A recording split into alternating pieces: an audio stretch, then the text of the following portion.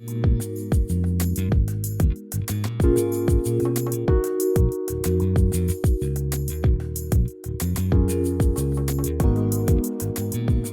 everyone. I'm Eli Kelly, and I'm grateful to be here.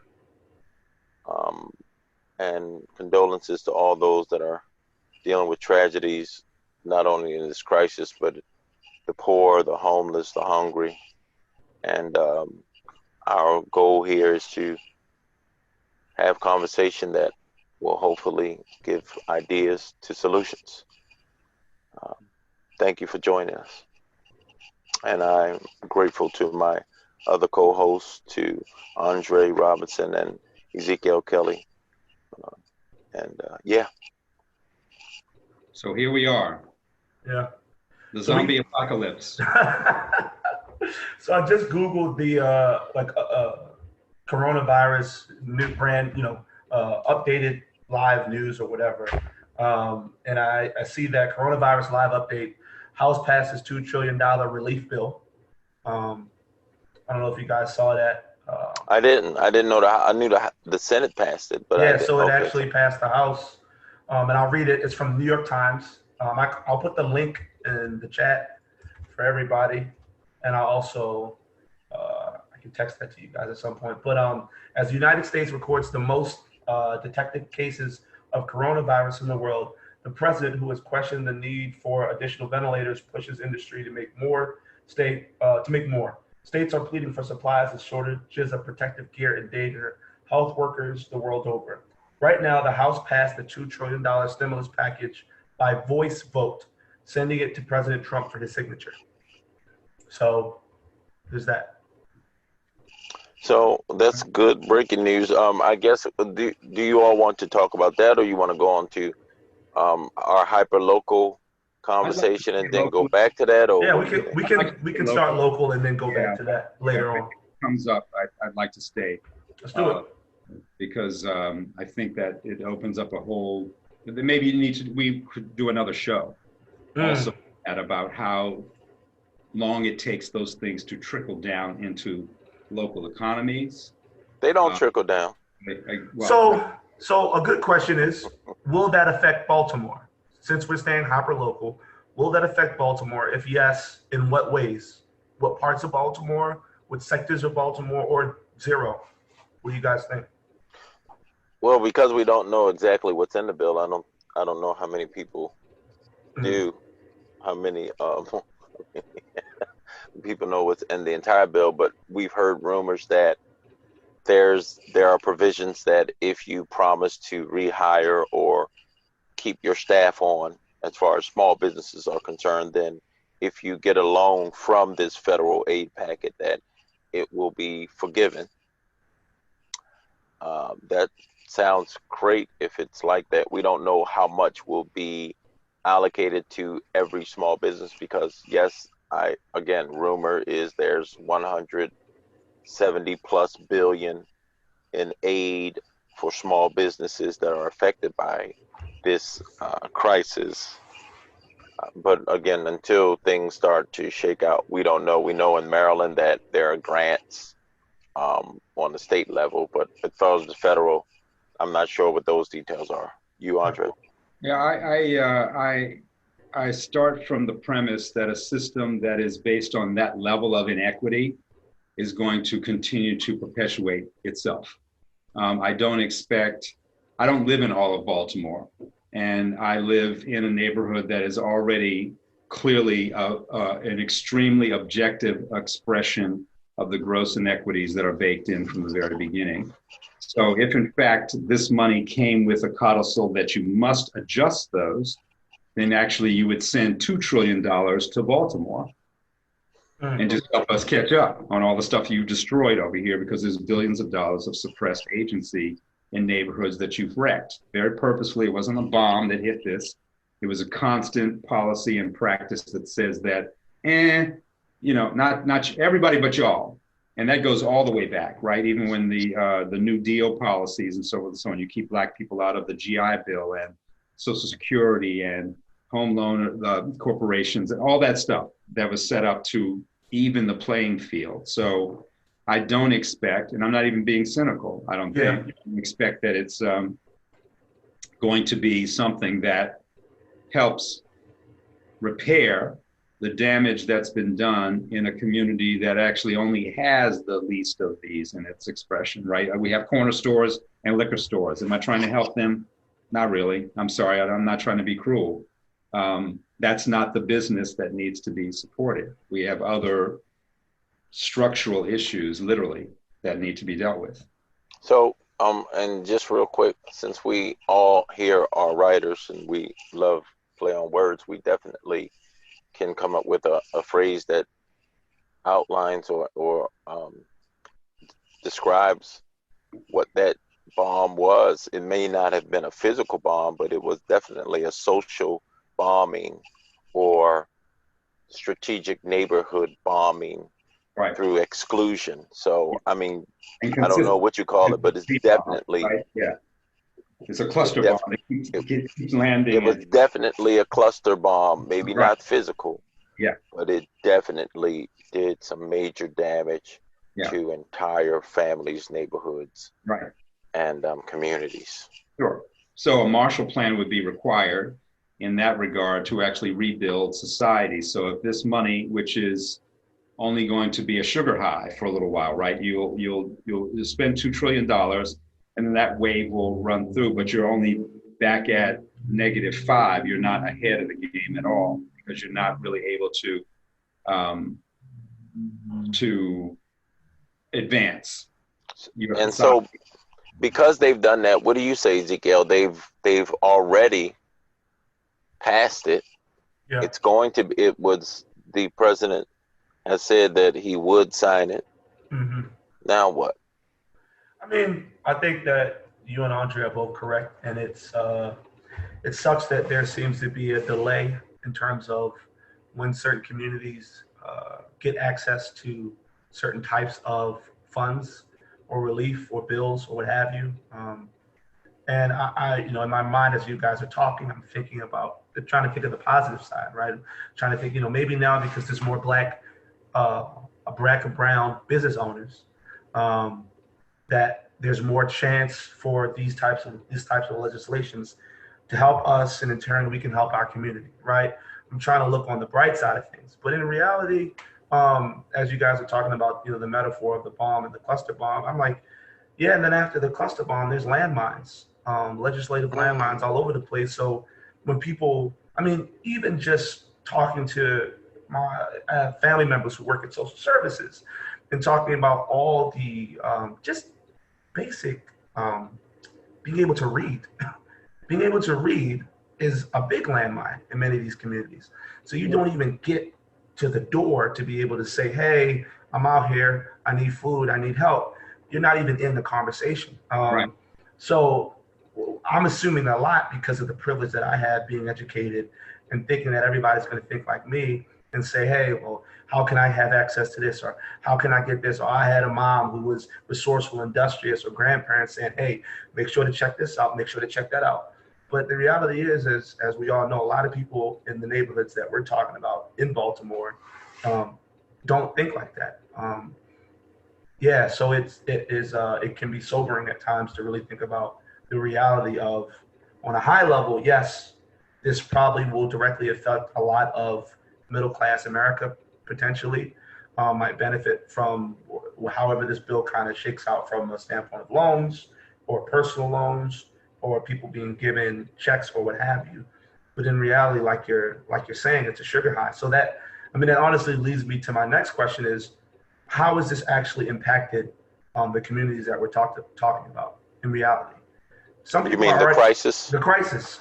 Some people are already on government assistance, so maybe they're not even signing up. I don't know. I'm just, it might be a provocative question, but in what ways, other than health-wise, other than going to the hospital, is this crisis affecting? So I want to piggyback on what you used the right word, access. So if you were telling me that a part of that bill was to come here and provide broadband in black and brown neighborhoods, I'm cool. So I have to interject this. So I was talking to a friend yesterday who lives in Tennessee. Mm-hmm. And she was telling me that she had went around all yesterday and today with a truck dropping off hotspots, computers, routers, etc., to Appalachia in the mountains. That's her Right. job. She works for Upper Bound. I know. That's exactly what I said. She drove around all day yesterday in the mountains of Tennessee, that mountain range, that area, to students who live up there. And I was texting her, and I was saying it's amazing how similar. I always talk about this, but until you kind of know it, how similar those areas are to places like Baltimore in terms of the resources that they lack. So I was just thinking, like, we don't have that. It just kind of blew me away that a Southern, whatever you want to call it, conservative, whatever you want to call it, whatever, this area was thoughtful enough to understand that, hey, we have a whole demographic that are living in the mountains, do not have access. These students need to have access to some sort of education, and they have people on the ground willing to drive up through those mountains, those beautiful mountain ranges, and drop off hotspots and laptops. We can just deal with it as isolation, right? If you're in isolation, it doesn't really matter how delicious a meal is that's sitting behind bulletproof glass. I can look at it, I can see you eat it. It looks delicious, but I don't get to do anything. I don't even get to smell it. So if you're in a neighborhood that is isolated from this other thing that's happening at this level, it doesn't matter that you live in the urban core and could technically walk over to exactly the headquarters of Verizon. It doesn't do you any good because you don't have the money. It's not run to your neighborhood. So it's a kind of a cruelty that's baked in there. But again, I think it's also a choice to not be cynical. Somebody's trying to help. Okay, that's good. So you're saying now everybody gets the help? Okay, let's make sure that everybody gets the help. Let's make sure that it's not a 25% cut all the way down the line and 5% leaked into the neighborhood that has to be divided amongst all of us. So seeing as though we're bringing it up, we'll, as we go along on we don't how... want to talk about it, though. I don't want to talk about it. No. However often we do meet up, hopefully it'll be very often, seeing as though we can all grab an hour or so during this time of slowdown, and we can update as we learn where the monies are going and if they're reaching anyone, and we can do like they do with any other rollout, whether video games or cars, and say that this rolled out, we were made to understand that there were 3 deliveries, or we're hearing now that 10 people got checks or whatever. But with these policy bombs, and so we'll call them policy bombs, and legislative landmines, to see where they show up with this crisis. So I'm sitting here in a pretty popular neighborhood of Baltimore, as far as it's up and coming. It has on the nationwide 50 best restaurants. 5 of those restaurants was in this neighborhood, this old Goucher neighborhood. But this is also a neighborhood where 6,000 methadone users descend daily for therapy and to receive their methadone treatment.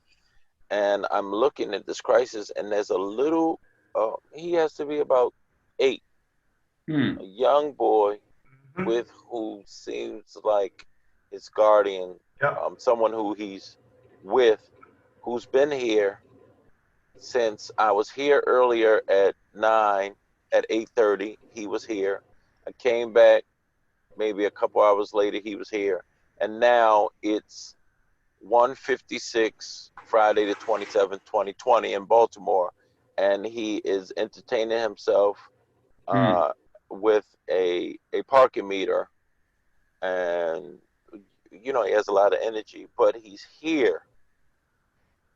And he's wandering around on the street where they are calling out their different calls for the drugs that they may be offering, because reds sound like forest. Yes, they're saying different things that they have to offer, different types of. This is an open air market where people converge on to get all types of medicate. Yes, to medicate, whether it's self-medicate or prescribed medication from the centers. But so as I'm here and I'm thinking about what you said, how does this crisis impact Baltimore? I'm looking at this little boy that otherwise would be in school. sitting and possibly learning. No, Yeah. it's more likely than not, though, he was already going to be in crisis. And Yeah. that's part of the challenge, that do we use this moment to have another form of the reset button pressed so that we can say, are we not in a position now to demand equity and fairness in the situation? And even though that may be fanciful and it may sound naive, is this not a time to look at that and make sure that we do have now media, don't have to call Fox 45 and wait for them to come out to show you the little boy. That little kid or some version of him is out there all the time. Yeah. I'm Yeah, looking no, at who it's seems to be his guardian, and I'm not sure what we do in a position like this. Should I ask her? Should I tell her, hey, we're doing a cast, and I just wanted to know how it's impacting you. I don't know if I'm on the beat or what. I'm just looking. It's just I mean, kind of sad. while you're thinking about that, I was just gonna say, like, as you guys are talking, to me, it's almost like crisis shows you how low, kind of on the totem pole you are, because all it took was this for the kid to go from right. Andre's correct. He is already in crisis, etc. But the virus took him from in crisis in school to in crisis on the street. Right. Whereas other kids who, who aren't that, right, go in crisis in school to in crisis at home, or in crisis in their room or with their friends, or in tutoring or daycare or centers or whatever, right? A shared nanny, whatever services people have who have more privilege. So once again, I mean, all of this is sobering. He was being fed if he was in school. He was getting food, right? He was likely to be receiving breakfast and or lunch. And less likely to be preyed upon, to be, right. I mean, like, it's not even just, and that's the thing that I think a lot of people don't understand about outside, right? Being outside in places like Baltimore isn't just being outside. It's not like certain places you can go for a walk in the park, in the trees or whatever. Right, exactly. You're just outside with your companion is a parking meter. Yeah, and your play vehicle is a parking meter. Wow. And I think in many ways the young children, as it stands right now, that are in these underserved communities, are getting the really bad end of the stick. Like, and for real. Already, that's I think that. Yeah, absolutely. We're already in crisis, and as our school system, as our neighborhood, as the multiple assaults that happen, that's the cluster bomb of the cluster bomb, is that they hit us in every lane. I've been looking at this not only in this city, but because I think Baltimore has an advantage over many others, in that it's the only city with enough real estate priced competitively that you could do something about it. I have no idea what the poor in San Francisco are already in price.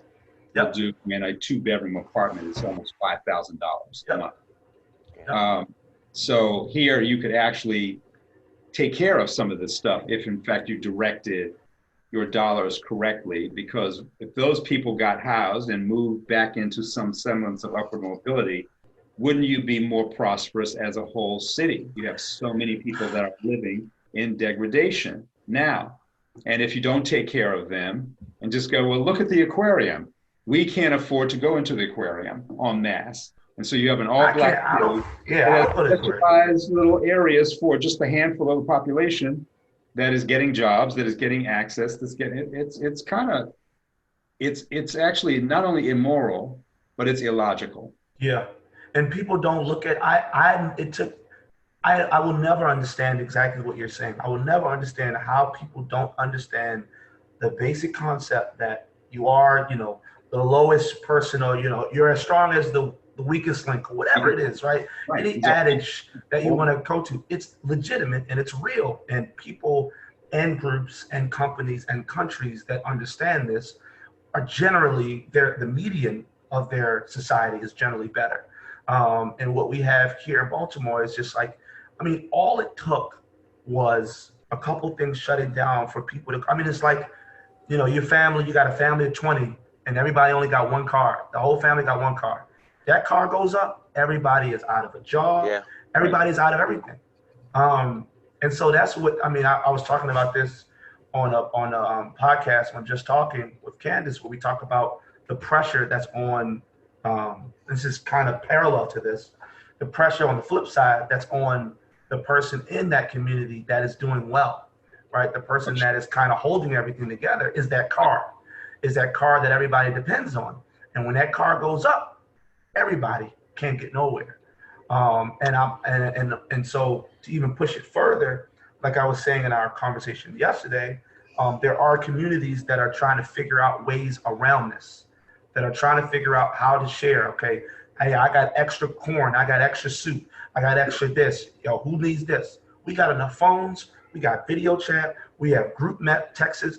I personally deliver food to my sister, my cousin, my friend. He delivered food to me. Like anything extra that I have, I'm offering. Yo, I got sugar, I got flour, I got extra rice, whatever, so that you can stretch a lot. And so now, how do we as a city take the access that everybody has, or may have in general, right? After this crisis is over, after this is all done, right? Now, how do we learn from this and put things into place so that people on that lowest rung have a safety net?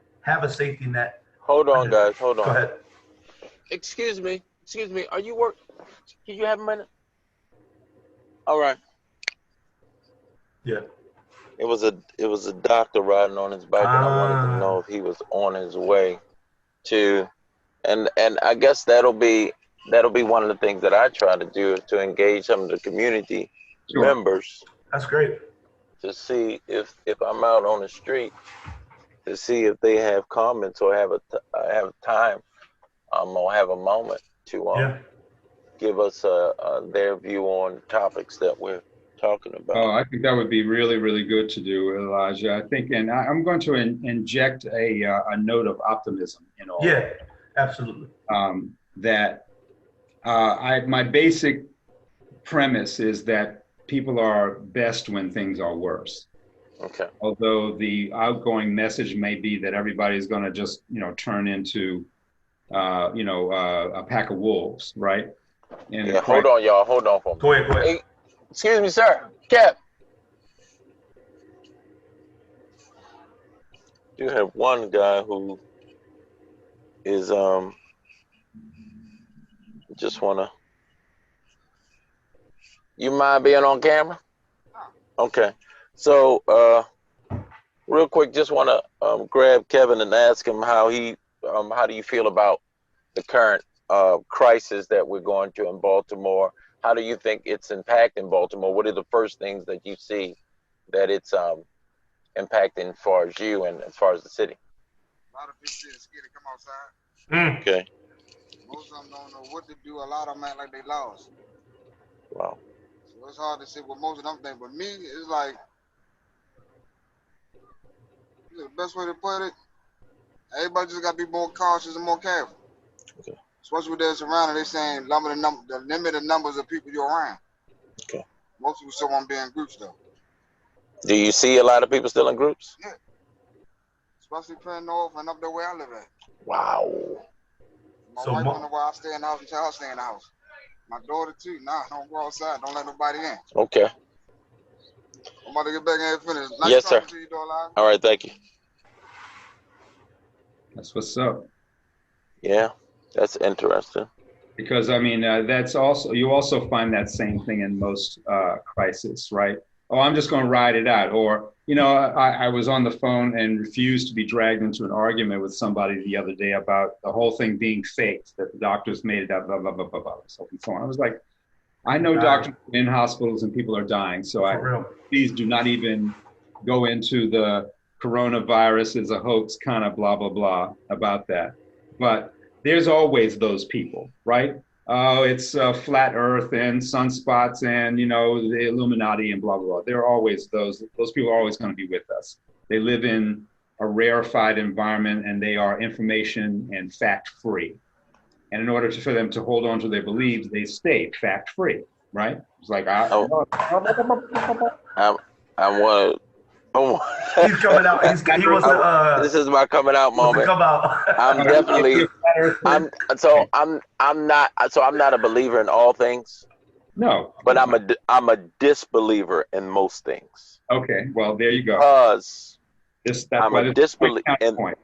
Yes, point. And I'm a disbeliever in most things because in this society, we know that most things that we have been told in the past were not true, including but not limited to the notion that I'm 3/5 of a person, and that I don't have rights, inalienable rights, and that I am not, that I am an animal. All these things that I can personally point to, right?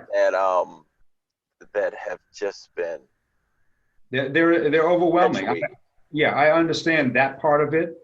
You should never really have to buy something from a known liar, right?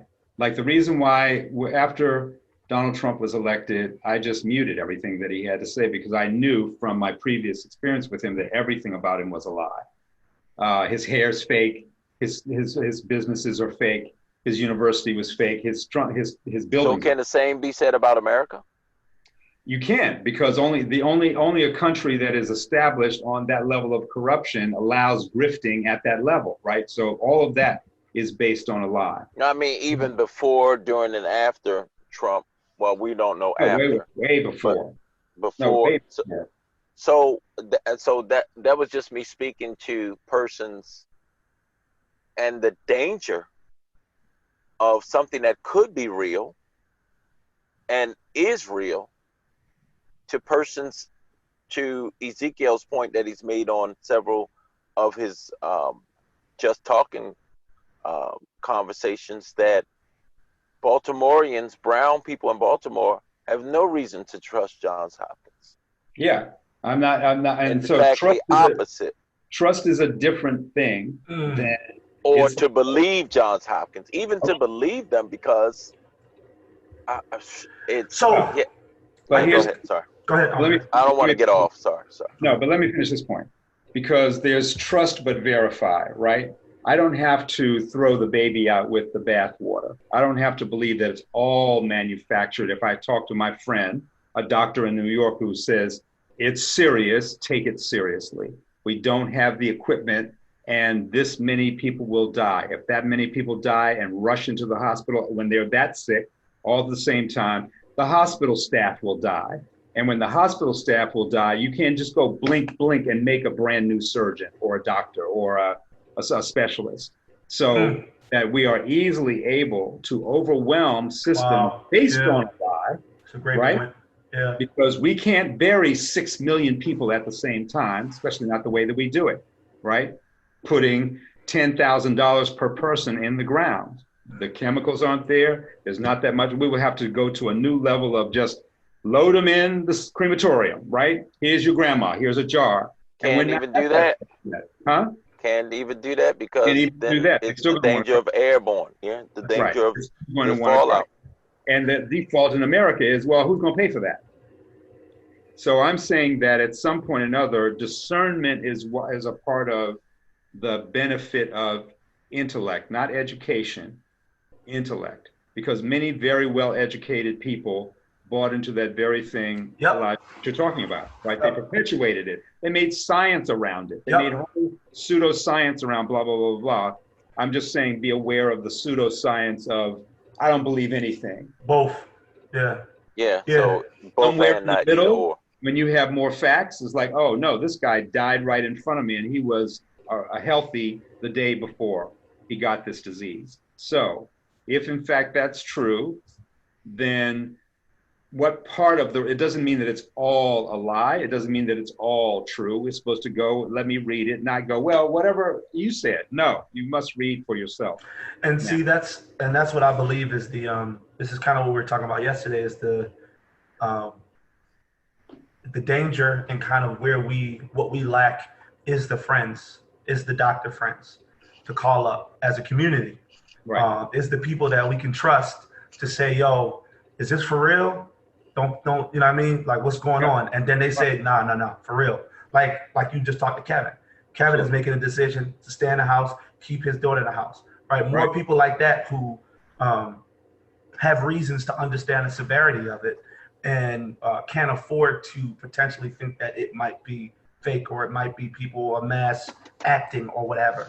And I think that speaks to community, and that speaks to kind of what I've been seeing in real time. More people slowly but surely moving towards naturally, coming to a realization of the importance of relationship with the people around you. I have at least 5 doctors and probably 10 people that work at Hopkins that live in my immediate block where I live at, right here, that I see go to work every day and come back home. And I depend on my friends. I depend on my roommate who works at Hopkins who studied infectious disease. I depend on my friends' parents who just to give me counsel on what may or may not be true. Because my natural inkling to anything I see that has America on it, just like how your natural inkling for Trump, I have the same natural inkling of anything that comes from the media in general, whether that's Fox, whether that's CNN or whatever. I always feel like it reads differently as a brown person in America. So I have to rely on my friends. But you're supposed to check it out. Of course, no, yeah. Roll up on you and tell you anything. I just saw a leprechaun yesterday. And you go, really? And get on the phone and tell other people, did you know leprechauns are real? That is called stupid. That's what's happening. Can you show me a picture of the leprechaun? Because pictures can be faked and video can be faked and all the rest of that. We live in a post-fact world, right? When things are manipulated because people are, it was always that way. They were always able to sucker poor whites to believe they had more in a league with J.P. Morgan than they did with the person they were abusing in their neighborhood who delivered ice, right? Yeah. Because one day it's like, you having your ice delivered with tongs, you stupid fool. That means you don't have an ice box. Yeah. So that means you're in the same position that I'm in. Hello. Yeah. Morgan Chase is having his ice delivered by Evian with the outside shaved off. That ain't you. And what you're more alignment with these people.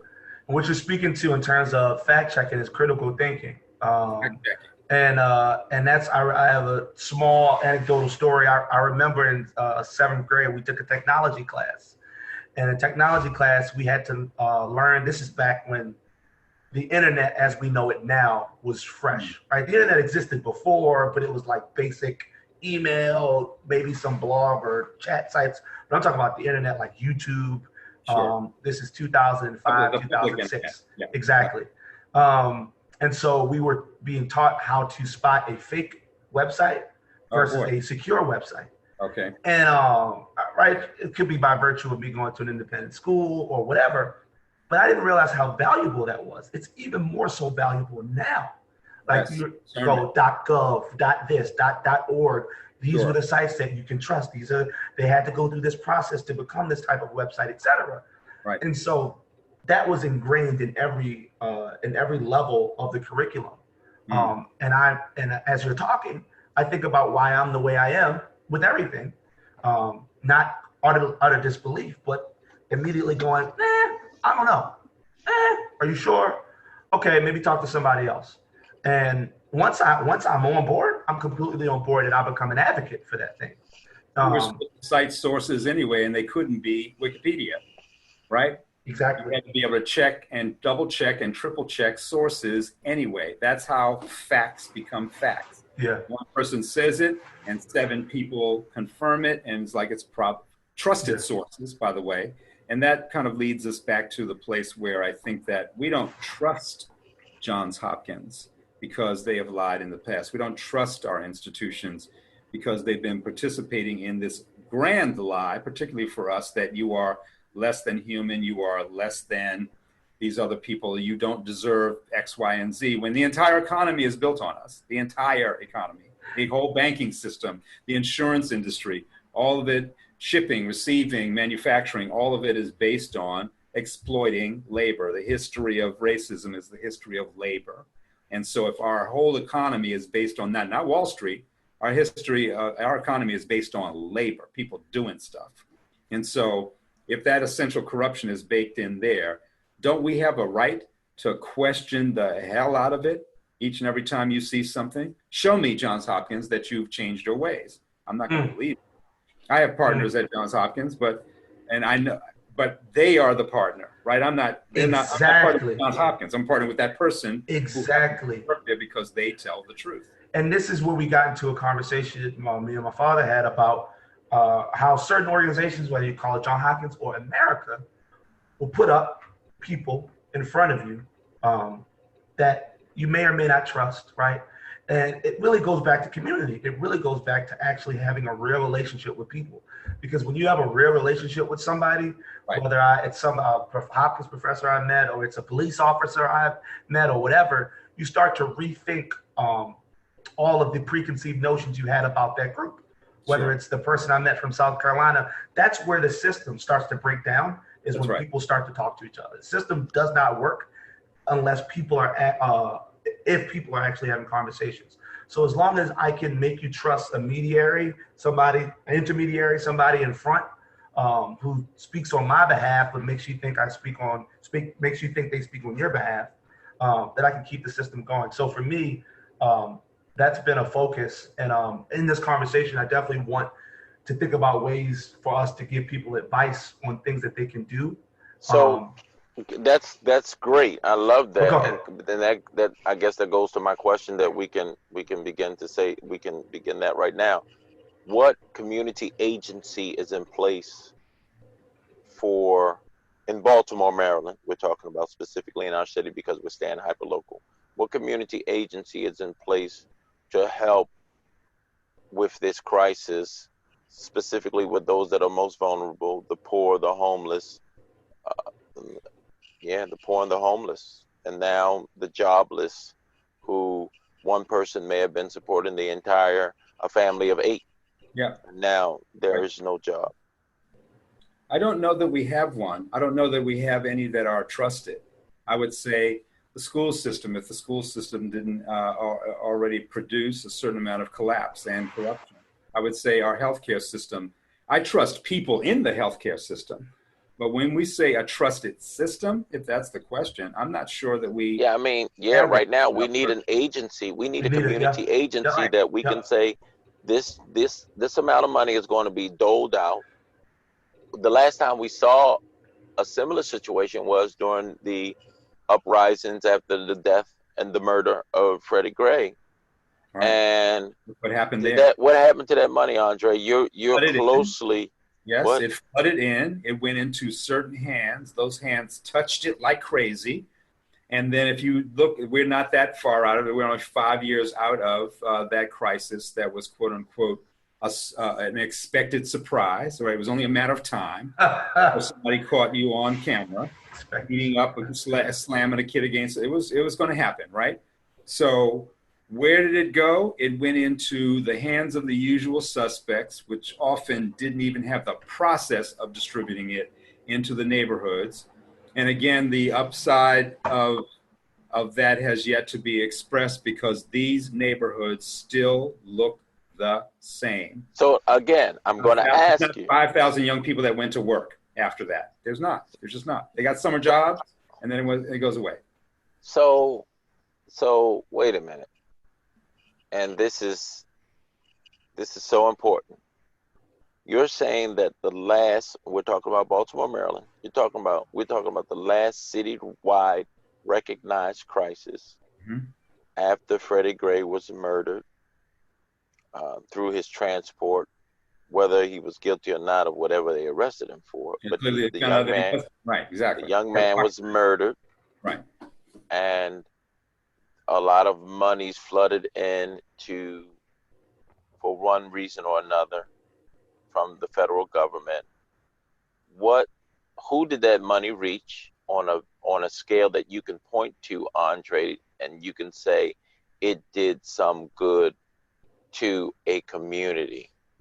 Is there an example you can point to? There isn't one. There's not one, because I think the problem is that you have a level of corruption at the local level And I'm not saying corruption like people were just stealing it, but if I'm sitting there and I all of a sudden have, if you give me $10,000 and I give $1,000 to 10 of my friends, 9 of my friends, and I keep the 1,000, and we don't do anything else, I'm calling that corruption.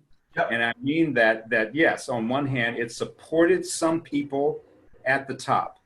Salaries were funded for a certain period of time. Funded to do something because they were expecting that, okay, well, we've got to do something. So here, let me give it to these 10 organizations. If those 10 organizations were not already in the business of being in the street and preventing the next attack on the next Freddie Gray, they're not going to suddenly jump up and decide to do that work. They're going to go, oh, this will cover. It's like a stock buyback program for broke ass people, right? It just becomes something that floods into your community for a little while, and you're not going to lift another finger after that day. You're going to have a conference, you're going to talk with some people, you're going to publish a little report. A report gets shelved, and that's the end of it. And the reason why I can prove it is because if I take a camera out here today and show you the same streets and compare it with video that was shot in 2015, they'll be the same video. Or worse. Nothing will be changed. Or worse. More buildings will be torn down. More blight will be there. They didn't go to the people who are builders. So who can we? So we find ourselves. We find ourselves in another crisis that, on a broad scale, is much larger. We have families that cannot work, family members that are supporting their families and no longer can work, no longer can pay rent. There is a moratorium on evictions, but not on rent having to be paid. So, which means after this is over, at some point, this point now, after this is over, unless something is done, you owe rent for however many months. And the landlord's in crisis now because nobody's paying him rent. As a landlord, I can understand that if I'm in business and have mortgages to pay on a rental property that a tenant is in, they can't pay the rent. I now have to come up with the mortgage. More than likely, that was factored into it being rented out. If it's not rented out, I have to find the mortgage now. That's right. So, and by the way, the rent that you were getting was already suppressed by the fact that the people that are renting from you don't have equal access to a free labor market and haven't for generations. Correct. So now you've fired the torpedo that's killing you. And that's only talking about as a community member that has different businesses. Yes. But I'm talking about people that need food. Yes. The basics. And all they have is a corner store that they actually have to go and pay the same amount or more because of the supply chain. Some of these corner stores are closing. So, in my opinion, you can only carry but so much from a grocery store that's 1.5 miles away, even on a bike. So I guess the underlying premise in all of this at some point is that, is it a crisis if that's your permanent state, right? It is a crisis on one level because, yes, it's going to get worse, but it wasn't great for them before this. So now that you've dumped 40,000 Baltimoreans into the unemployment lines, some of that was helping to filter down to other people that were holding on, right? But if you close all of those 9, 10, 12 systems at the same time, or shutter them or suppress them or whatever, you overwhelm the entire system. So yes, there's a tax thing coming and $1 trillion, blah, blah, blah, blah, blah, blah, right? Who's distributing the checks? They're not done automatically, right? There's people that are in machines that process those things and make those things happen. If they don't go to work, then I've seen some subs not get paid because the prime didn't get paid for 9 and 10 months. Can you explain that just real quickly, what a prime and a sub is, and what Okay, you're but I'm talking saying about that for a our prime viewers? contractor, if a prime contractor wins a contract and you have an obligation that he hire minorities and women as subcontractors, right? Then that person starts to do some work and they get some money up front, right? The prime gets some money up front and he pays his subs from that money because he probably wasn't going to hire them anyway if without that extra subsidy. Most of them are not like, oh, you know what? I have an all-white company that's been all white for 40 years. Let me go find some women and some brown people to hire.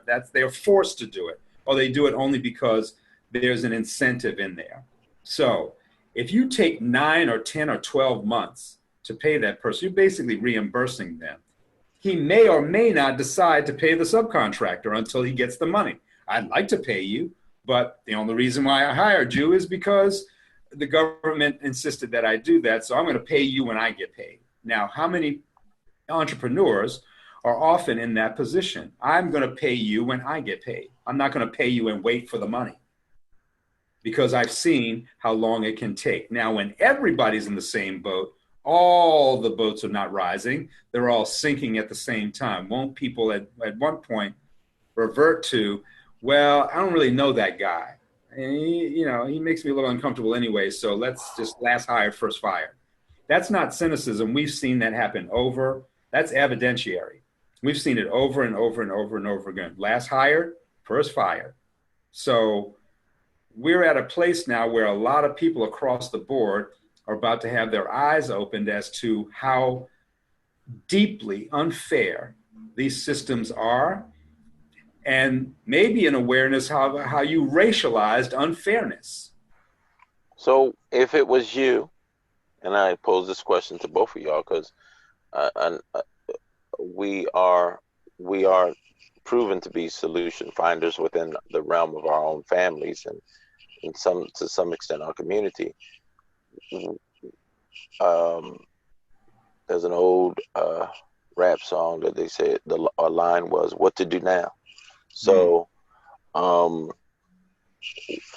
what do we do at this point, and how do we not even ensure? How do we begin to hold people accountable for what's about to be a multi-$100 billion distribution to many people? And I think the threshold is if you make over as a single individual, if you make over 95,000, yeah. you can forget it. Yep. You don't get that whole $600. And I say that sarcastically. 600, 1,200, or whatever it is. For everybody, yeah. What can you do when the bills from this month alone that, wait a minute. So how many days has it been, Andre? 19? Yes. Since this really began to hit, and then since we started paying attention to it. Yes. And in that 19 days, that $1,600 is done. Done. Bills, food, and more bills. Triage, brother. We're all going to be in a circle. That's a wrap. Yep. So again, it's not funny. And I'm saying this trying not to be cynical. I don't think it's cynical. Is there an answer for what do we do to? I mean, is there an immediate answer that leads to a longer term that leads to a permanent solution? If it's one of you all. I think so. Okay. I agree. I think there is. I think there is too, but go ahead. So I've been thinking about this for the last 4 days, 4 or 5 days, about what I can do. So in Baltimore, there are a lot of social networking groups that exist. Usually they're for sports, they're for hanging out, they're for, some of them are for knowing what's in your neighborhood. They're huge, huge groups. 100,000, 200,000, 300,000, 500,000. I mean, like insanely large groups. Yeah. That go out and play Frisbee and drink beers every day. Right. And people communicate with each other. They are able to find, so you join up, right? And you have a group of 8, and this is your team of 8 people. And you communicate with those people, and you have a team leader, and he communicates or she communicates with those people, et cetera, et cetera. And you attend these events. So this society values what it values, right?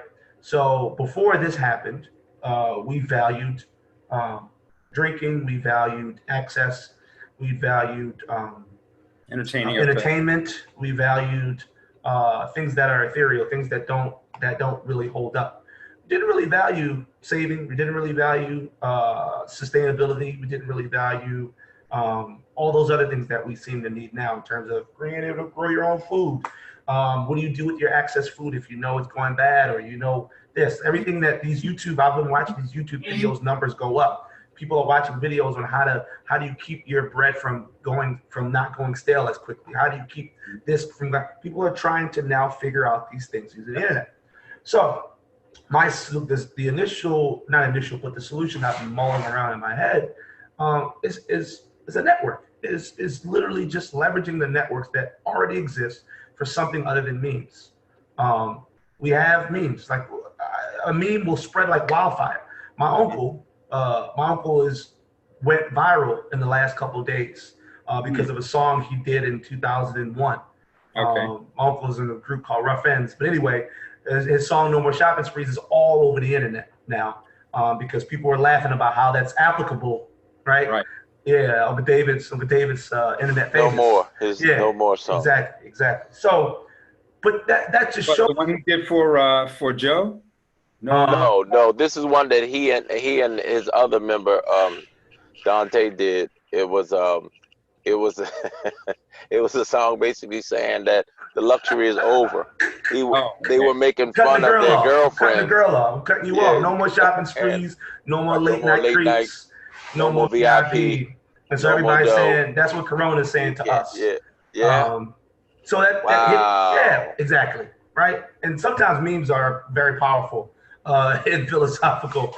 But anyway, so that hit the internet a couple of days ago. And within literally a day, it went from me posting it on my story because my younger sister sent it to me. And now it's literally, all over the internet. People are doing dance challenges to it, blah, blah, blah, blah, blah, et cetera, right? Gotta love it though. Right? That's the power. Guys, I love it. It's the power, but that is the power of the internet. And all the internet is doing is harnessing community. It's all it is doing. It already exists within us. That wildfire spreadability, whatever you want to call it, exists in humans, thus Corona, right? So it's like looking at how we know that things spread between us so quickly because we're so similar, right? If we were different humans, right? If those people back then, those racists or bigots or whatever were correct, right? And a certain color was different human than this type of color, then only one type of color would be affected by this virus. But no, we all are similar. We all in the same boat. Our Negro wake-up call. Corona's hitting us equally. So back to the solution. My personal solution, my personal mentality, and I've been testing it out within my own circles, is figuring out what is needed among the people around me. What is needed among those people? Do I have what they need? Can I provide? I called my mom, and my mom is having to now teach classes, right? They're going to have her, or I guess encourage her now to teach classes virtually because it's so long. So I said, Mom, let me know if you need help with PowerPoint or whatever. It's that multiplied by the 20 people, maybe in my immediate circle. Sure. Because people need, just like the CDC said, hey, tell everybody to wash their hands because everybody needs something to do. Yeah, people need something to do, not only to stop the should have been washing my hands anyway, but okay. Not only to stop the physical virus, but I think that with this physical virus comes the social virus of depression, and people are getting, I see it, people are in this kind of state of hopelessness. And I am doing everything I can to completely resist, disregard the facts, but disregard the call to, this is the end all, this is the be all, it's gonna be over or whatever. And I made a joke to my friend this morning, my best friend. I said to him, went over and same situation. I have coffee beans and he has a grinder. I said, yo, can I come Yeah. over and grind some coffee beans? He said, yeah, Right. no problem. Whatever. Took a Ziploc bag, grinded them, done. I brought over some chicken noodle soup and gave him some chicken noodle soup. And there you go. I have coffee for the next week. He now has chicken noodle soup for the next couple of days. That's I right. didn't need all the soup. It was going to go bad. Fair exchange is no robbery, is the old expression. And I think that there's a lot of the wisdom of the ages that is going to start to arise if we share it. If somebody, now I was trying to help the person who was telling me that it was all faked and blah, blah, blah, so on and so on and go. I have doctors, you know, we're living in Eds and Meds town. I'm talking to people who are like, no, you should take it seriously. And that it was almost like I was talking to a concrete block.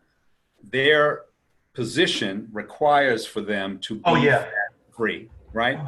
So I think this is the time to be kind to people. Absolutely, yes, because a lot of people are freaked out. But at the same time, it's like, well, there are things that we can do. We should have been taking care of these people all along. We should have been washing our hands all along. We should have been making sure that in the first crisis that we don't overwhelm all the hospitals and the nurses because they already have PPEs and masks and gloves. Like, this is not rocket science to take care of those things. What does it help if all of our material is squirreled away in Annapolis if I am out of gas? Do I walk to Annapolis, or should it have been bivouacked in certain neighborhoods already to prepare for the fact that these things can kind of happen? So there are questions that I think that we should be asking in this moment about, we've talked about this for a little while. When you press the reset button, reset to what? The same old madness that created the permanent crisis that most of our communities live in? Or will we say, before you touch that button, let's talk about what of that needs to go ahead and die? What about that gross inequity? I remember, you remember the water crisis in Georgia, I think. There was a national, it was in the South, right. Their water tables were dropping dramatically because there was a drought. All right. And a helicopter flew over these very wealthy areas of Georgia, right outside of Atlanta, and people were still running their fountains on the outside of these 20 and 30 and 40,000 square foot homes. Similarly in California. Similarly in California, right? Now in California, they're like, you water your grass, we're gonna put you in jail. But in Atlanta, they were still letting those people, the preferred people, the fountain was even outside of the house. It was on the approach to the house. So it wasn't like they were washing in the fountain. So there's certain people who feel like, well, I got mine. I'm making $900 an hour. I'm doing okay. But he's in a town where he's draining the water table from everybody else who still, in Baltimore, like in Flint, don't have clean water. So there's certain elemental aspects of society that this is the time to question, why is there so much scarcity in an area with so much affluence? In a state that's as wealthy as Maryland, why is Baltimore broke? Why does it depend on where are the community leaders, again, the community agency? And if it doesn't exist, do we now as one of the, to point out Ezekiel's solution, do we now begin to hunt for community agency through community leaders that are willing to, and I say we, and I don't mean single-handedly, I mean, do we begin to, on our part, spread that this is what we're looking for as far as solutions? Is there anyone that can help in the network? I think we certainly should be as a group, all of us, redefining what leadership is. What does it mean? Is it the old guy? Is it some dude with a suit who's going to just, parrot the company line? Or is it somebody who's going to stand up when there's a crisis, when there's a fire, when there's a flood? Is that also not leadership? When the person that you didn't know came back from Iraq and he's a medic, and he can actually handle emergencies up to a certain level, right? There are people who show up in the middle of a crisis sometimes are surprising. So our council members, who among them is a point person that's reaching out to their? So what I have seen on Instagram, because I'm I'm on the Instagrams. Mind you, I don't follow all the council members, so I'm not speaking from like I know everybody. But of the council members that I followed, I've seen Brandon Scott post daily phone conferences with community members, daily video conferences with community members, and answering questions that they have about what's happening, about the current state of Baltimore, about services. I've seen him post services that are available to citizens. If you need this, you can go here, you can call this number, you can physically go to these addresses. These are food banks, these are this, that, and the third. I've seen that from him, and I've seen that, I want to say from others, but that's the one that I've seen post consistently, right? It could be my algorithms that's pushing that towards me. I don't want to lean on that, but that is one person that I have noticed to be able to do that. But I think I would like to bring in another group into the frame, which is religious leaders. I know, right? Bum, bum, bum. Well, Can I? I'm about to mute. Look, I'm about to mute my face. Hold on. I'm about to get out of here because I don't want pushback. I like being alive, and if Corona doesn't take me out, I don't want. If I'm not making light of the virus, I'm just saying there are worse leaders and the religious leaders that. Go ahead. Do they even live in these communities though? So don't live in our community. So let me go ahead and start. So right. I only go by.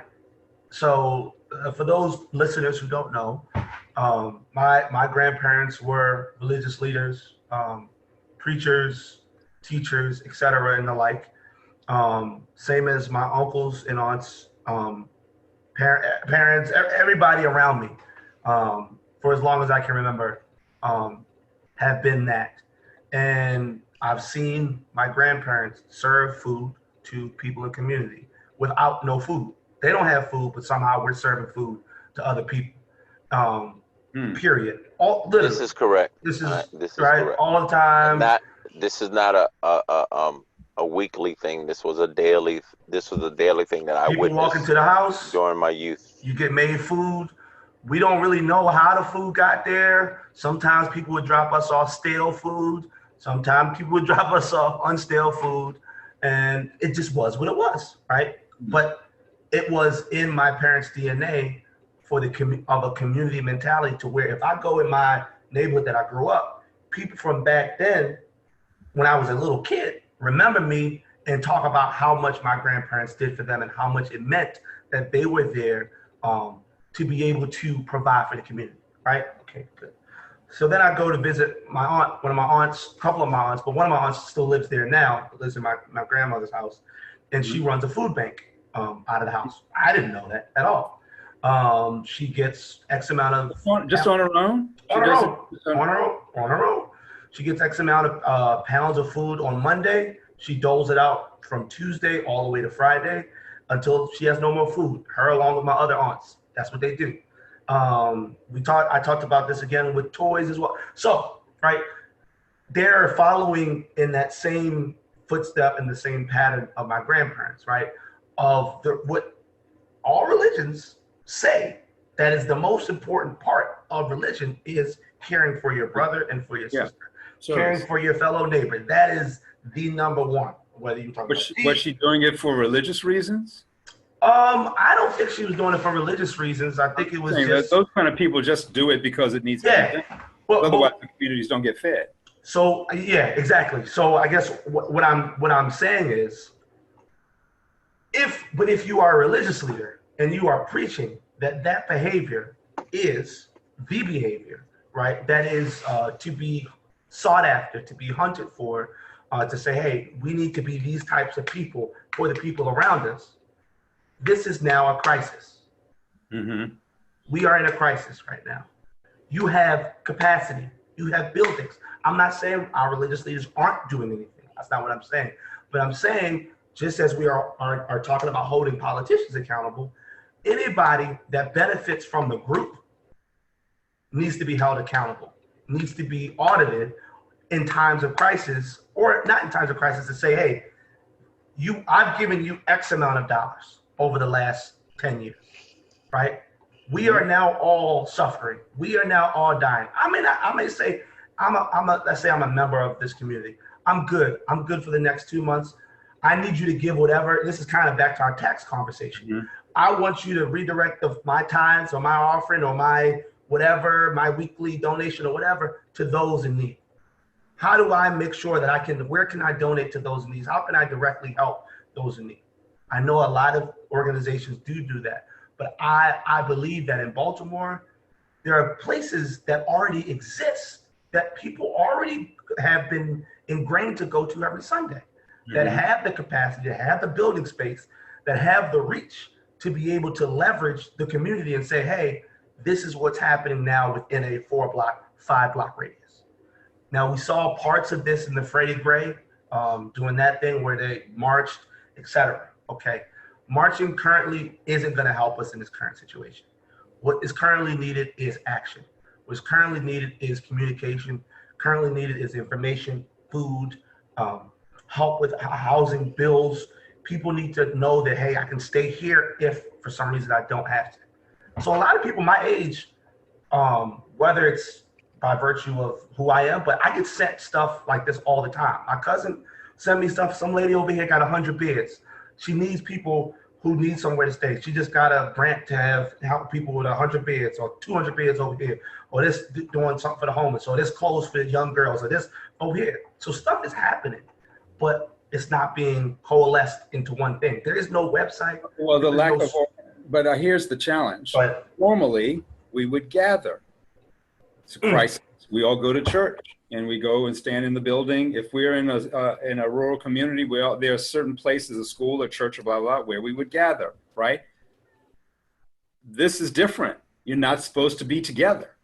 So the new challenge is, how connected are we if, in fact, we can't even go to a place and receive the information from the leader directly? We have to get it from these pieces and reform it on the other side of this firewall that says that, well, I'm in my house and I can get you on the phone and do blah, blah, blah, blah, blah to fact check this stuff. Well, I heard Reverend Pastor blah, blah, blah said so forth and so on. This is how it's going to go.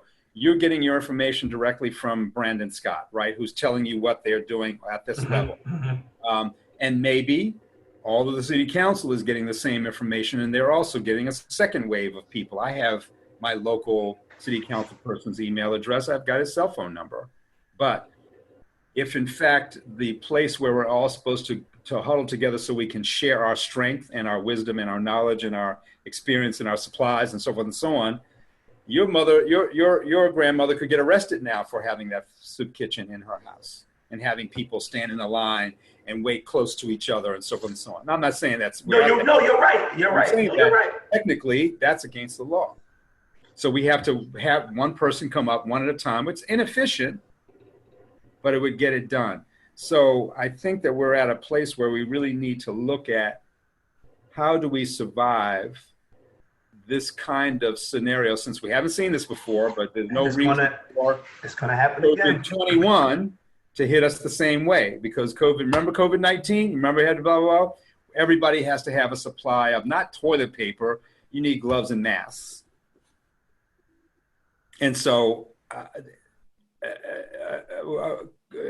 correcting for the fact that some people are going to do very stupid things, and some people don't, no matter what you say, are going to only be interested and invested in themselves first. But after my needs are taken care of, how well can I think that my needs are taken care of if my neighbors are like laying out in the street starving? And see, I don't know. These are fundamental, elemental questions to ask each other in the middle of this particular crisis. One quick thing I just want to add to, I remember having this conversation in a class, and there's this idea of the other in philosophy or social theory or whatever, right? The other person, right? The person you don't know. And in my opinion, what you're talking about and what we're suffering from is everybody viewing everybody as the other. Like, if I viewed 20 more people the way that I viewed the people that I care about, right? If everybody viewed 20 more people that way, I feel as though this would not be as detrimental as it is currently, right? People aren't talking to each other. People are not saying, yo, what do you need? People are asking their immediate family, and people are doing what they're doing. And really, honestly, only posted jokes and the same. Really, the internet has not changed that much. The internet has not. Really hasn't, has it? The internet streets are the same in many ways. I know I'm trying to post stuff that's not super serious but informative, and I'm trying to repost informational stuff. Yeah. But there are ways, like we're doing it now. What we're doing now is an example of how to leverage these things that exist and that are amazing and that can instantly give somebody 2.5 hours of information, commentary, whatever you want to call it, that can help them. So in my opinion, this other is what is not allowing me to care about the older lady next to me. The older lady next to me, real quick, another anecdotal story. Right, there's an older lady who lives next to me. She speaks French mostly, 90% French, a little bit of English. Right, older light-skinned lady. And so since I've been living here 3 years. First year of me living here, I could have swore she was racist. Right, she looks at me like I'm just, I don't know. She just give me that look. I just like, she don't like Negroes. She don't like niggas. This, right? So one day, a year ago, I just decided to say hello. I said bonjour in French, and her face lit up, and it went from what I thought was she's a racist old lady to she spoke to me for 20 minutes consistently. Thought I was a fluent French speaker, and I had to pull out all my French from high school, right, to be able to have a conversation with her. And instantly she went from this other to my neighbor. And now I think about her, and now I check on her, and now I say, hey, are you sure you're good? Do you need help carrying anything up the stairs? What if I'm afraid? That's a beautiful story. No, but go ahead. I love it. What if I'm afraid of my neighbors? Well, right. It's not. I mean, work. because I've seen. How do you? It's discernment. Some of your neighbors might be dangerous, and some of them might just be strangers. And some neighbors are dangerous. I don't talk to all of the guys on the block because some of them are just dangerous, and they don't really give a shit about me. They're not trying to know me. They're not trying to respond to. I've asked them, like, hey, you guys sitting out on the street for 9 hours. The flip thing could have happened. She could have looked at me and kept walking. She could have looked at me and said, don't you ever talk to me. She could have done something. And then you would know. That doesn't bother. That doesn't. If someone has that kind, racism is a disease. It is generally handed to you when you're a child, right? Most people don't suddenly become racist unless it's something personal, right? Somebody attacked them personally, and now they're nervous about, giant Asian men, whatever. They don't like Samoans because Samoans moved in next door and they attacked them. But that's not how most of this stuff is structured. There's a difference between racism and bigotry, right? That racism is the structure and bigotry is interpersonal, right? You just don't like me because you've prejudiced something in your brain, which is almost required to be put there. Yeah. Because children don't do that naturally. Children will play with anybody who looks like they're fun. And if you allow them and don't ever go, why are you talking to that nigger? They will keep playing with anybody that they think is fun. Facts. And so if that's our natural inclination as human beings, is this not the time where we should be drifting back to our natural inclination as human beings, which is to be helpful, to band together in a crisis, to huddle in the basement when there's a bombing, to go into the church building and get everybody out if it blows. That is our natural inclination as human beings. So as these human qualities that are always in us arise, is this not the place to catch that and make sure it stays that way, to dispense with the stigmatization that happens about color or class or language or whatever? She may have been just in isolation because nobody spoke English. I mean, nobody spoke English. That's true. English. And so I'm going to just, huddle. I'm going to look that way because no one speaks my language. And you just make an attempt to speak a little bit of our language. It's like, oh, ¿cómo se va? Blah, blah, blah, blah, right? And just keep on going. That is who we are as human beings. The other thing is an invention. Racism is an invention, and you have to be carefully programmed to keep that up. You have to be really, really programmed to maintain it, because once you're on a first name basis with someone, it's really difficult to keep going, yeah, but you're Puerto Rican. So, no, I'm not. I'm actually, yes, I am Puerto Rican, but I'm actually Jose. So you have to maintain that thing, which is really a war almost inside of you to maintain it. And this just goes back to, I really, honestly, I swear, I keep saying it, but once you unplug from the media and what the media is telling you, I hate to say the media, but what outlets or what images are telling you about the people around you, it's most of it is not true. Right. It's way less true than it is, right? It's sensationalized, it's overblown. Even our idea of the past, right? Our idea of what did this look like before, right? Some of it might have been true. And I'm not saying, this is a slick way of me saying racism doesn't exist or slavery didn't exist or anything like that. But what I am saying is the way that the world looked before isn't necessarily exactly how it's been concocted through the lens of the media. So I was scrolling on Instagram, and Andre, you're actually the reason why I stumbled across the Gordon Parks Foundation Instagram page, right? So I'm scrolling these beautiful images, right? And I saw this one image, and I want to try, and we might as well try and see if I can screen share, because I wanted to test this out anyway. So I'm trying to screen share with you guys now. So are you able to see my screen? Yeah. So I see this image, and I'm like, oh, this is interesting. And the caption is untitled, Alabama 1956. 56, right. Now, if you would have, and so I did a test. I went around, I asked 10, 15 people, when do you think this photo was taken? When and where? A lot of people said, Philadelphia, somewhere up in the north, out Boston, I don't know where, somewhere, not Alabama. My mind does not tell me that this is what Alabama looked like in 1956. My mind tells me that this little white boy is with his other white friends. It would never be anywhere close to these brown boys. But here it is, a photo of a real life moment and a real life friendship, and they're touching. Their arms are touching. Right. And this is most of my childhood, right? And so, but if I allow myself to think that the world only existed the way that it's being told, I'm not saying that this is the only way, but if I'm thinking that the world only existed, there's something always to be investigated about everything, because Dick Gregory said it best. In the South, they don't care how close you get, as long as you don't get too big. And in the North, they don't care how big you get, as long as you don't get too close. And those things are also those wisdoms that are passed down, because in the South and in many other places, and thank you for sharing that, because it's actually a case in point, that there's a mutuality with human beings, right? That the other manufactured thing is a disruption of what was your natural inclination.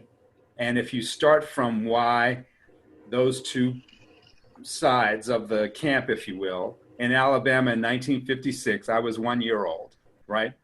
And so a few places, just a few hundred miles from there, they slaughtered a child and threw him in the river tied to a cotton gin fan. So I don't know where that little boy is now, but the chance of him still being friends with those other two kids is very minimal, because over time it's like, well, it's cute when they're this age, but when you go to a factory together, it's like, oh no. And then we find out by reading other literature that they were actually starting to integrate in many places around the country, and the federal government actually prevented that from happening. Y'all can't live together. If you work together, it's got to be, they manufactured these differences between us and then fomented them, because yes, to disadvantage one group means you're advantaging another. If I don't let you apply for a job, that means you can't compete with me. If I start busting you when you're 5 and 6 and 7 years old and you have so many barriers to employment, you can't actually walk up into Legg Mason and apply for the senior vice president job because you won't be in that midst.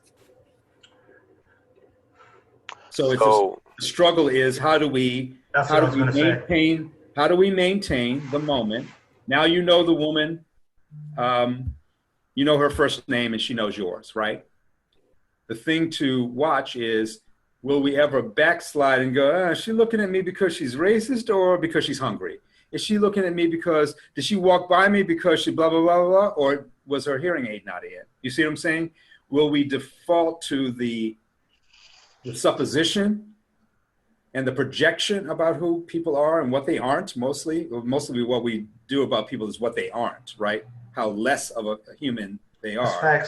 Facts. And then instead of, oh, maybe I should check to see if you have everything that you need because you live next to me and you're my neighbor. So I think that's really, if I'm hopeful about anything, I think it's like in children or anybody else. I don't look for someone to be blah, blah, blah, blah, blah. I'm thinking, oh, you must be hungry because you don't know. I'm a killer. Like you roll up on me in my personal space and say blah, blah, blah if you want to. As long as you stay outside of there, it's like, we don't serve niggas here. That's okay because I don't eat them. So you can do what you want to do. I'm going to roll on, right? So, but there does come to a place where I want to presume that, you are saying that because you don't know me. So let me see if I can get to know you and you can get to know me. But after there comes a place where I'm not going to give a shit anymore, right? It's like, okay, I tried 3 times to shake your hand, bring you some soup, check on your dog, and see if your mama was okay. If you're still there, boo, I got other stuff I got to do. So I'm a bone out and wait for you. I'll leave the light on for you like Tom Bodette, but I'm going to wait for you to arrive. I am here. This is the human condition. We are the lighthouse. The best of who we are is the lighthouse. You're just a boat in the water floating by. Do what you want to do. So I'm so glad that this part of the conversation had a lot of solutions and identified a lot of the landmines and barriers and the bombs that have been set off and to prevent the solutions. But definitely, Ezekiel, what you said and being able to point out at least one politician and one of the main policymakers in our community that was outlining resources that are available. So let's say once this stimulus begins to roll out to people, what are your thoughts on the plan for the day after? And so let's assume the check comes in within a month to people. Yeah, because it's not going to come tomorrow. That's a big assumption too. A month is even. You're trying to be positive. Yes. I'm trying to be. Let's just say for conversation's sake that we get a chance to eat in May. Let's just say because April, it's going to be Book of Eli in April. So thankfully, I don't know how to say this, but Baltimore's population is heavily dependent on federal subsidies. Absolutely. Completely. Yep. Completely. I don't know the statistics, and that would be interesting if we could grab those statistics on our next sitting. I can find some traffic and all that stuff anyway, so I can find them. Yeah. So what percentage of Baltimore residents are dependent on some type of subsidy from the government, whether Social Security, SSI, whatever they call it, different. I would say, We have to check if federal goes to state, state goes to the city. So sometimes we apply directly to federal, of course, but we have to look at the trickle down from federal to state because Baltimore's completely dependent on the state of Maryland, too. We are not our own. We are not LA. right? LA has its own. Correct. Economy. Right. Yeah, because if Baltimore City in its heyday, Baltimore City had businesses that were sustained through the ports. Right, the maker community, right. Through maker communities. They actually built things and exported things, but most of the businesses here feed off of the people. And I know you said, Andre, that was a great tongue-in-cheek moment where where people said, we don't serve niggas here. That's okay because I don't eat them, so we don't have a problem. But unfortunately, here there are businesses and establishments by non-community members specifically that do eat brown folk. They do. And they do eat ignorant folk. Yep. And they do eat poor folk. Yep. And they eat them to the tune of how many millions did you say some corner stores could make in 5 years? Oh, it was like $5 million easily. And I was being very conservative, by the way. I was just looking at $2. That was only a couple hundred transactions a day. Yeah, and it was at $2, by the way. At $2 a transaction, because my neighbors go to the corner store 4 or 5 times a day, so it may be 20. Oh yeah. When I used to go to the corner store, we used to go to the corner store. I was just talking to somebody like 4, 5, 6 times a day. And load up. And I was one of the people, and Ezekiel will tell you, I didn't believe in the corner store. Oh yeah, of course. I know the corner store people. Right. That was one of the places where I was intrigued because they spoke another language, and I wanted to talk like them, and I wanted to know some of their culture. Sure. But a patron of the corner store, I can say I went to the corner store maybe twice a year to different ones to get either some type of sandwich or chicken box. Mm-hmm. But there are people in the community so the community, like to your point, Andre, as far as Baltimore being totally dependent on the state of Maryland. So I'm curious because most Baltimoreans in the majority sector, but as we know, they're called a minority, even though they are the majority. Which is also weird, right? And but minors, minors need co-signers. Minors need parents third-party people to sign off and say, yeah, they can handle this. So maybe that's why. Hold on. Isn't it interesting? I'm sorry, I just want to interject real quick. Isn't it interesting that nowadays so many words are being changed, right, and introduced to the English language, and so many terms and titles and identifiers are becoming important, but stuff like that is just here. Like, we don't think about it. Like, I'm not blaming this on the man. I'm not even blaming it on light-skinned folk or what have you. But we are currently, but we as a people aren't together, aren't big enough or together in a coalition to say, hey, we don't want to be called this anymore. Yeah, I don't want to be called black. When I said this at a premiere, a movie premiere that was called Black something, and I asked, isn't it time for us to leave that alone? And they said, well, this identifies. I said, but I'm not black. That's something that they gave to us, and it stuck because it's easy. The fight back wasn't as you said. We didn't coalesce around the fight back of them naming us, but when you're a minor, you get named. Exactly. You get named. Exactly. So in this city where brown people are the majority, unfortunately, through these political bombs and legislative landmines, depend on the government because the government needs them. The state government needs them so that they can get money from the federal government. You know what? All this parasitic there's all this parasitic activity happening for a community that they say, hold on, this free labor community is no longer free.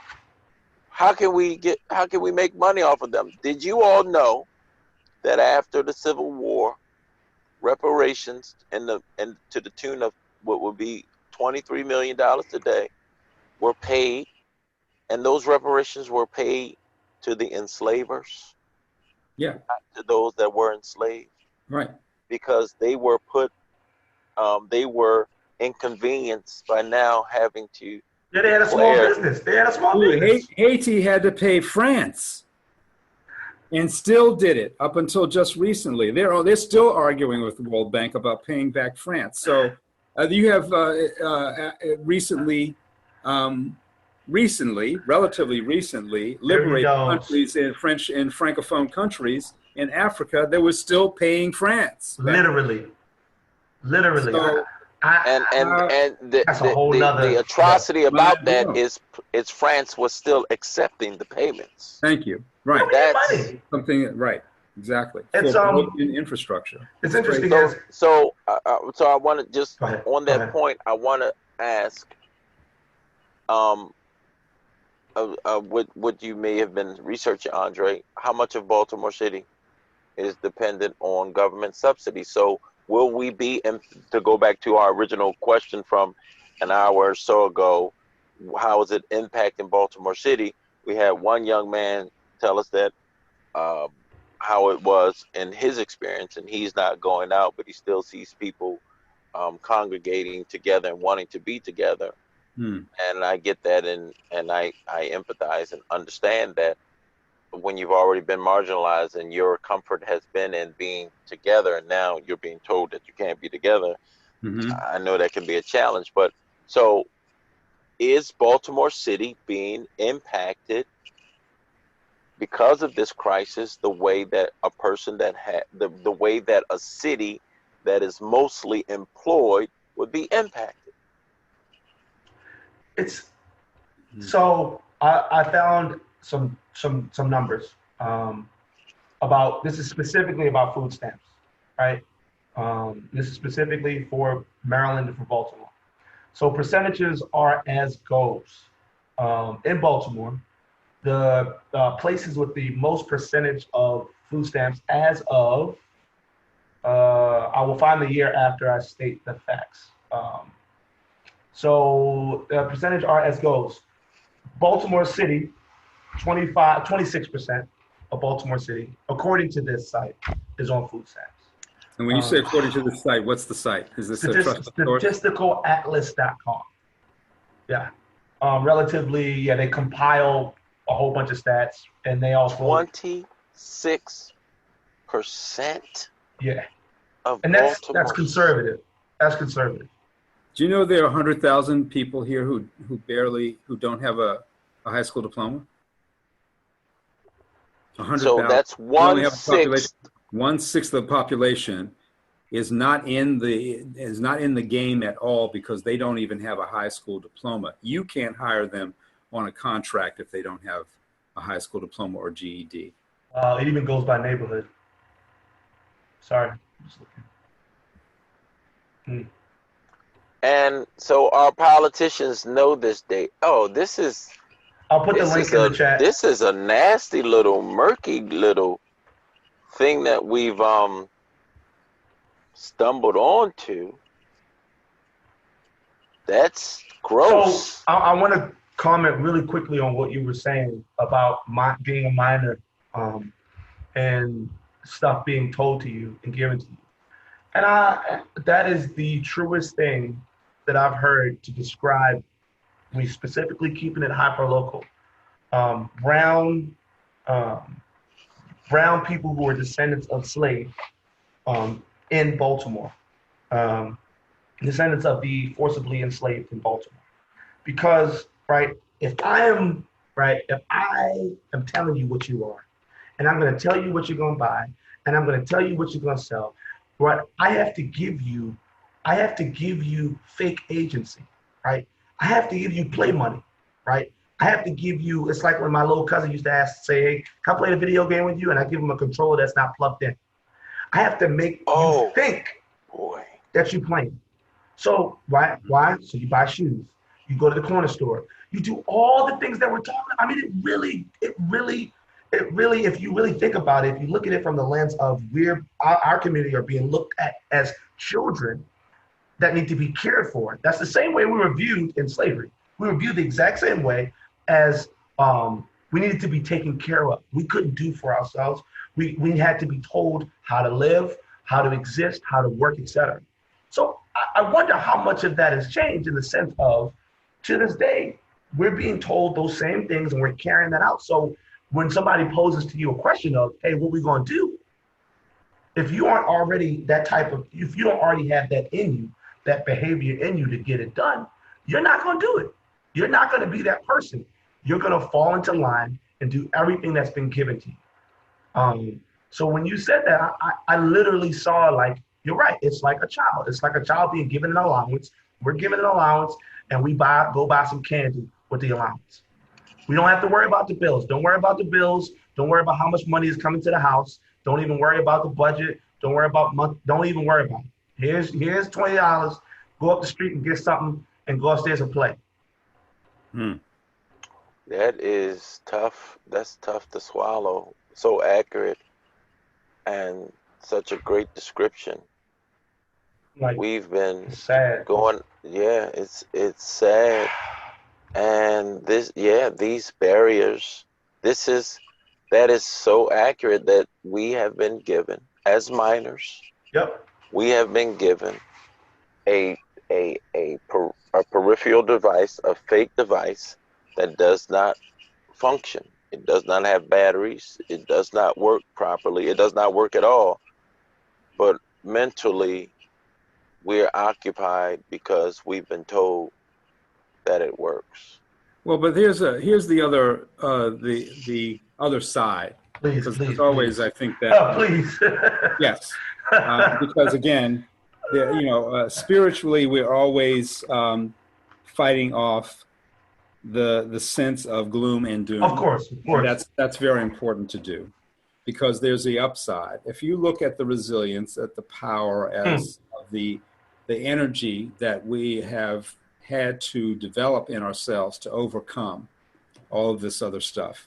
And this is not sanctimony. This is just fact. No one can tell me that any other group, as suppressed as we have been, would have ended up in the presidency, running companies, in charge of a lot. Not enough of us. I got it. I'm not saying that Barack Obama means. I'm with you. I'm with you. If you're able to throw that much against a people, and they are still some of the most dominant cultural players in the world, easily, then all we have to really do is to ask, where is our money?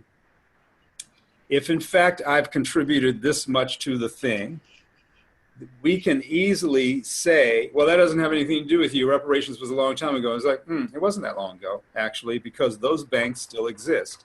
All the money went into the Bank of Boston. Baltimore City is completely built on slave economies. That money went into the Bank of Boston. The Bank of Boston is, let me see, that's Bank of America.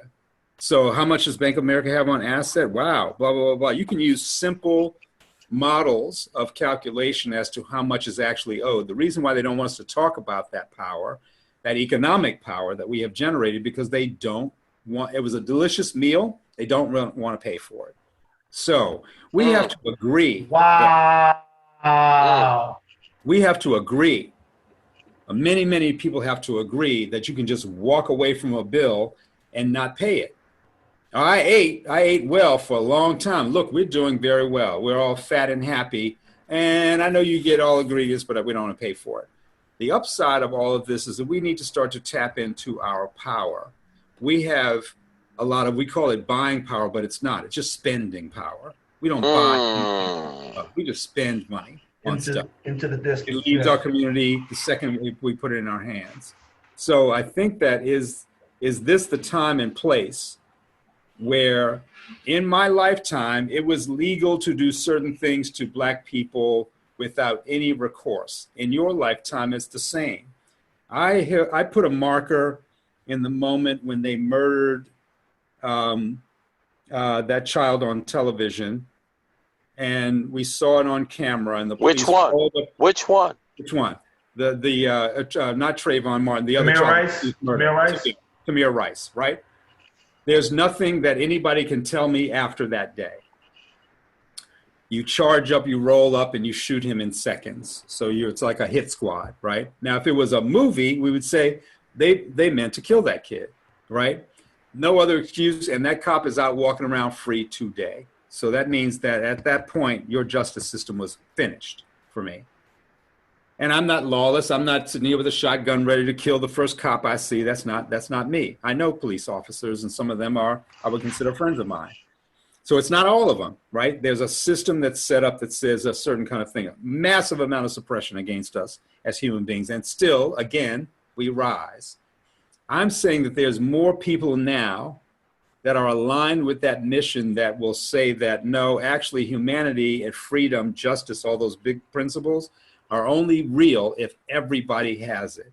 People who are free tend to want to be all the way free, not in some negotiated increment that you came up with. So I is think this not the moment to actually put our finger on that and say, nope, that's not correct. It needs to be all the way just, or it's not just.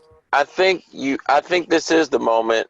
This could be the moment, because at this point, the boule that have been incentivized and paid by the system to lull us and keep us calm as brown people, and to keep society calm as humans. Sure. Yeah, because the boule has also, the culturally dominant among us has also been instrumental in keeping society inhumane.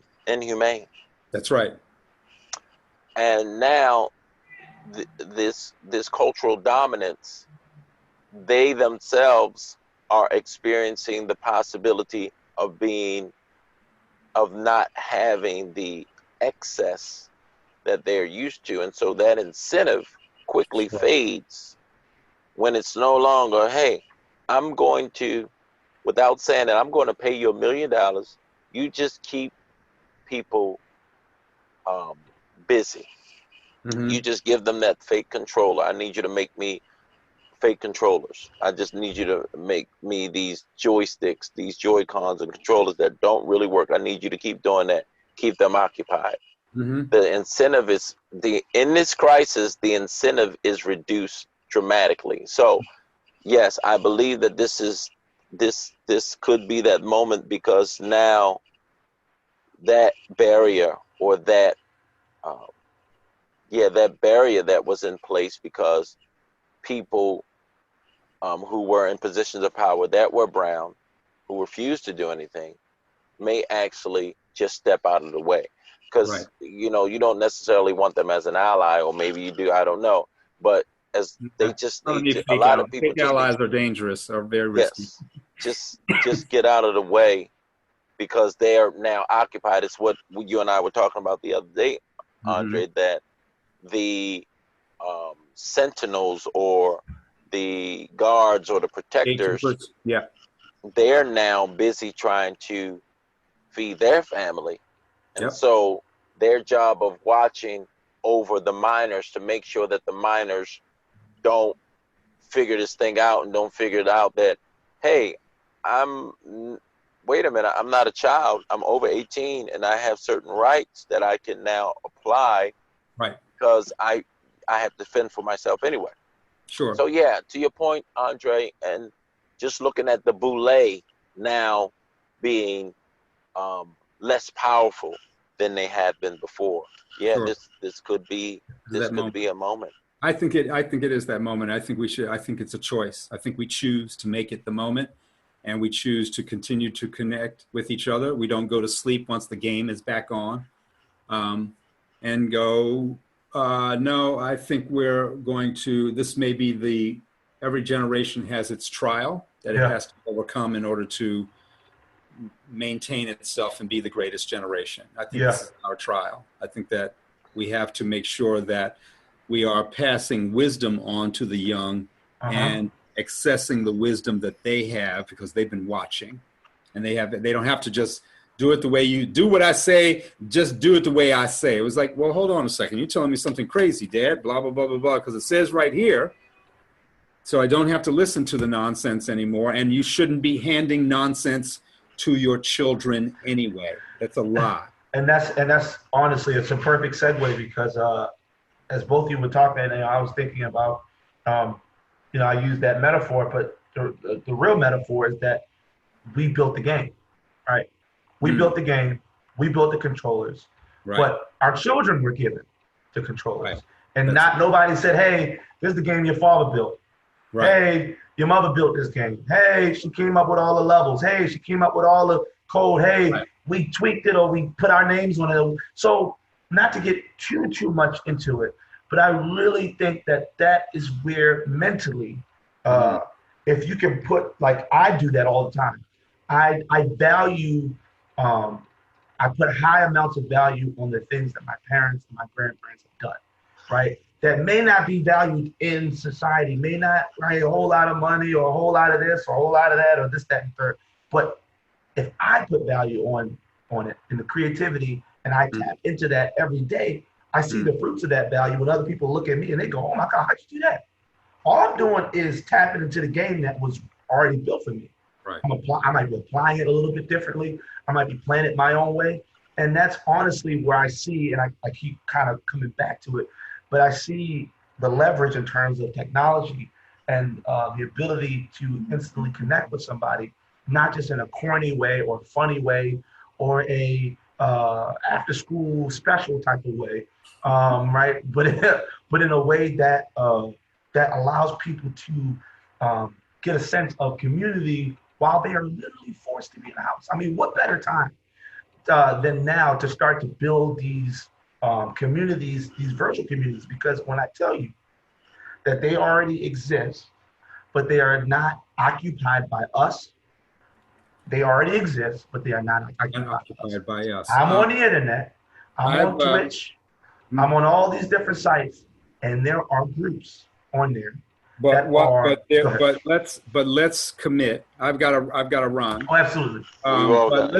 Let's commit to making sure, like, we can start to invite other people onto these platforms, right? To broaden the discussion, if you will.